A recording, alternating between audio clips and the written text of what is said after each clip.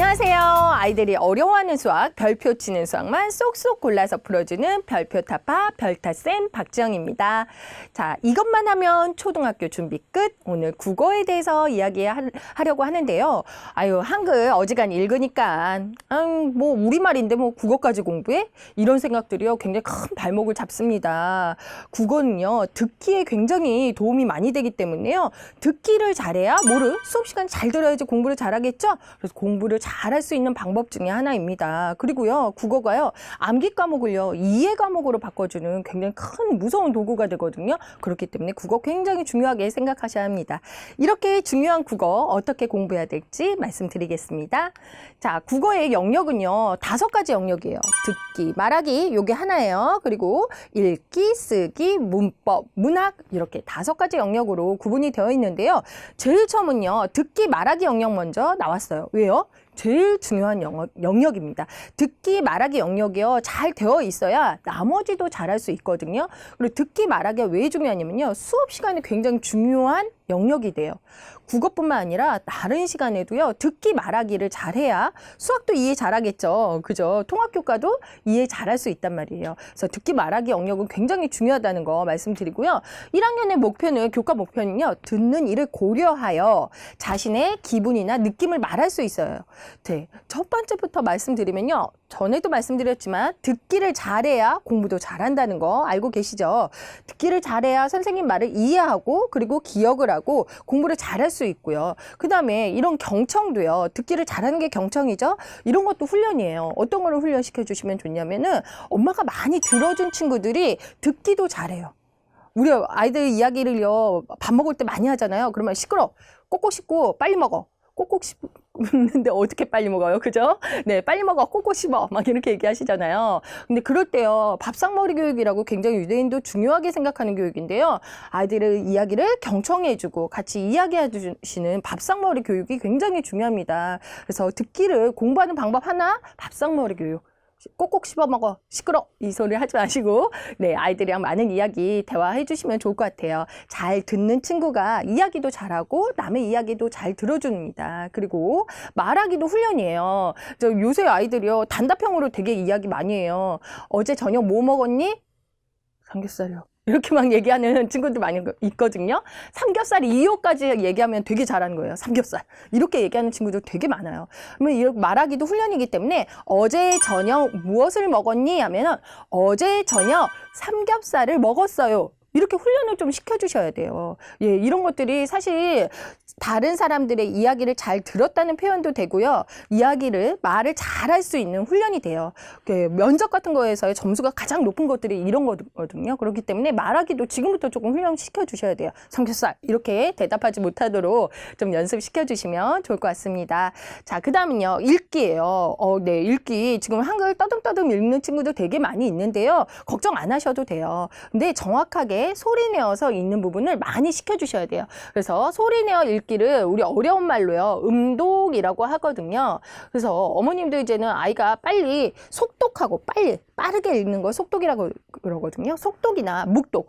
자, 말하지 않고도 아이가 이해하고 정독, 정확하게 읽는 이런 부분을 하길 원하시잖아요. 근데 그 바탕이 뭐냐? 음독이 정확하게 되어 있어야 돼요. 그래서 지금은 초등학교 2학년 전까지는요. 소리 내어서 많이 읽혀주셔야 돼요. 3학년, 4학년도 국어력이 안 된다면 음독을 많이 시켜주시면 좋거든요. 그래야지 초등학교 2학년 전에 문장을 해석하는 능력이 완성이 돼요. 근데요. 소리 내어 읽기 시켜보시면 어떨까요? 아이들이요. 쉽게 막 잘 읽지 못해요. 조사를 빼먹거나 아니면 서술어의 모양을 바꿔서 읽거나 이러거든요. 그런 아이들을 묵독을 시키면 그냥 지나가게 된다는 거죠. 그래서 틀리게 읽는지 잘 읽는지 보려면요. 소리 내어 읽기를 많이 시키셔야 돼요. 그리고 우리 아이들 두뇌 좋아졌으면 좋겠죠. 예, 그 소리 내어 읽기, 음독이요. 효과가요. 머리가 좋아지는 효과가 있어요. 그 왜 그러냐면요. 눈으로 보고 아이가 입으로 읽죠. 그리고 어디로 들을까요? 귀로 듣죠. 이 3가지 영역이 3가지 감각기관이 움직이기 때문에요. 두뇌 활성화에 굉장히 도움이 많이 됩니다. 그럼 어떻게 음독해야 되느냐? 지금은요. 굉장히 어려워요. 그렇기 때문에 동시 동시 같은 거 많이 읽혀주시면 좋고요. 동시나 아니면 아이들이 좋아하는 동요 가사 있잖아요. 동요 가사 아이들이 천천히 읽게 해주시는 거예요. 그러면요 아이들 아는 내용이기 때문에 굉장히 잘 읽거든요. 그런 식으로 좀 소리내어 읽기를 연습시켜 주시면 좋고요. 1학년이면 어느 정도 1분에 한 200자 정도를 아이가 읽을 수 있어야 돼요. 정확하게. 그리고 2학년이면 몇 자? 300자 정도를 읽을 수 있어야 된다. 3학년이면 몇 자요? 400자 정도를 아이가 스스로 읽을 수 있을 때, 소리내어서 읽을 수 있을 때 아이의 우리 아이가 굉장히 읽기가 잘 되고 있구나 라고 생각해 주시면 좋을 것 같습니다. 자, 그 다음 영역 한번 볼게요. 쓰기. 쓰기요 굉장히 어려워요. 그리고 지금 어머님들 쓰기 하니까 받아쓰기 연습시켜야지 이런 생각하시는데요. 1학년 1학기 때는 받아쓰기가 나오지 않아요. 1학년 2학기 때도요. 선생님의 재량껏 받아쓰기를 하기 때문에 그렇게 고민 안 하셔도 되고요. 쓰기는요. 아웃풋이에요. 학습에는요. 인풋이 있고요. 아웃풋이 있거든요. 인풋은 안에 담아놓는 거고요. 아웃풋은 밖으로 나오는 거예요. 인풋이 충분히 되어야만 아웃풋이 가능한 거예요. 그래서 쓰기는요, 굉장히 어려운 거예요. 이 5가지 영역 중에 감히 어떤 게 제일 어렵니? 라고 물어보시면 네, 쓰기라고 말씀드릴 거예요. 굉장히 나중에 완성이 되는 거고요. 여기에서 1학년의 목표가 벌써 이거 나와요. 보고 느낀 것을 쓰기.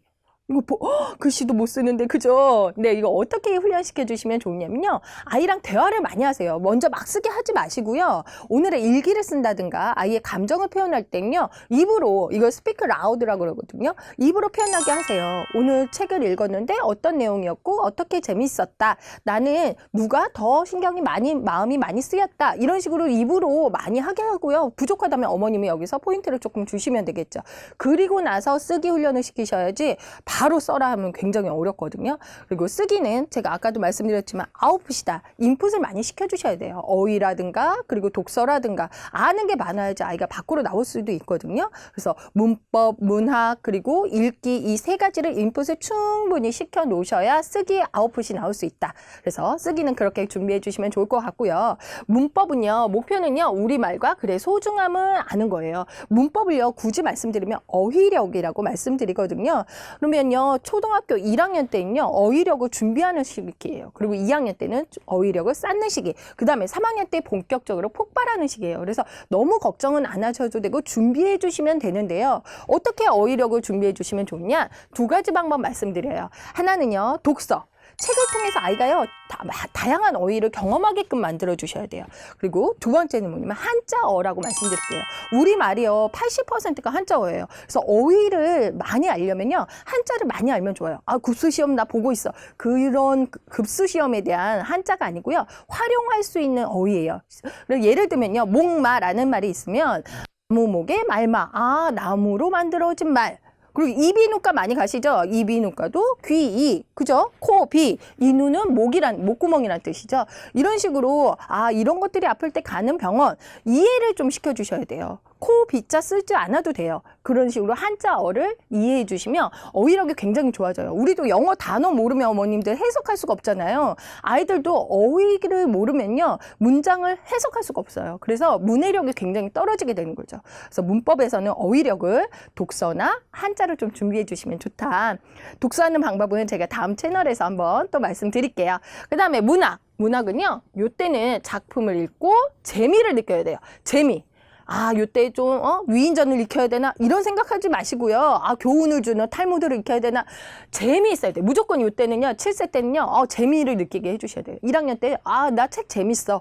그러려면 어떤 거를 많이 읽혀주시냐면 좋냐면요 의성어나 의태어 들어간 거. 팔짝팔짝, 폴짝폴짝 이런 식으로 재미를 좀 느끼게끔 많이 해주시면 좋다. 그래서 동시 요 나이 때 많이 읽혀주시면 좋거든요. 그래서 동시 같은 거 많이 읽혀주시면 좋을 것 같고요. 책 많이 읽혀주시면 좋은데 어머님들이 어떤 책 읽어야 될지 모르겠어요. 어떤 책이 이 연령에 맞는지 모르겠어요. 그런데요. 실린 작품이라고 교과서에 이렇게 실려 있어요. 네. 그러면 여기 보시면요. 맨 교과서 뒷편에요. 이 책 안에 수록된 도서들이 다 있어요. 그러면 엄마가 예습을 시켜주면 어떤 거를 읽혀주시면 좋을까요? 이 도서들을 다 읽혀주시는 거예요. 1학년부터 6학년까지 실린 작품은 다 들어있거든요. 그러면 이 책을요, 아이가 충분히 읽었다 그러면은 교과 과정에 딱 들어가면 얼마나 재밌겠어요. 내가 읽었던 책인데 교과 보면 학년이 지나면요, 짧게 수록이 돼 있거든요. 내가 전체 내용을 알아요. 그럼 이 국어 시간이 얼마나 재밌겠어요. 그래서 예습을 다른 거 시켜주시는 게 아니라 이런 실린 작품에 대해서 미리 엄마가 좀 책을 구입해서 이런 책을 읽혀주시면 굉장히 도움이 됩니다. 이게 어디 있다고요? 국어 교과서 뒤에 있습니다. 그래서 이런 부분으로 좀 활용해 보시면 좋을 것 같습니다. 자, 국어 제가 얘기하면서도요, 계속 독서에 대해서 말씀드렸어요. 지금 아이들 시간 굉장히 많을 때거든요. 이때 독서랑 많이 친해지게 해주셔야 돼요. 독서를 포기하는 독포자는요, 국포자가 되고, 그리고 어떤 건 영어까지, 어머님도 영어 공부 많이 시키시잖아요. 영어도 이해할 수 없어요. 영포자, 그리고 뭘까요? 수포자까지 된다. 그래서 독서 굉장히 중요하게 생각하셔야 된다는 거 강조드리면서 오늘 고민 해결되셨나요? 그럼 별표 타파!